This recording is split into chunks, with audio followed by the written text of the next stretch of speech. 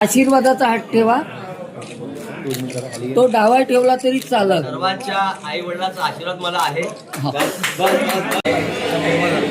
एकदा जोरदार टाळ्या होऊ द्या.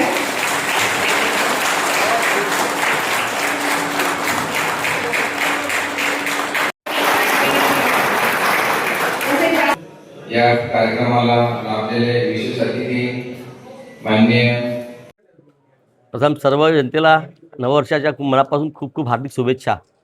ज्या जनतेने मला इथला नगराध्यक्ष बनवला, प्रथम नागरिक बनवला, त्या जनतेचे मी मनपूर्वक आभार मानतो.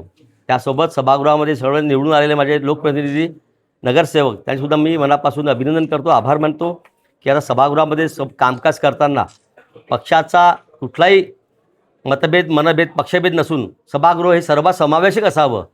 आणि मी अध्यक्ष नात्यानं मी त्यांचा ते माझे ह्या सभागृहात काम करताना वर्धेची जनतेला आम्हाला न्याय द्यायचा आहे.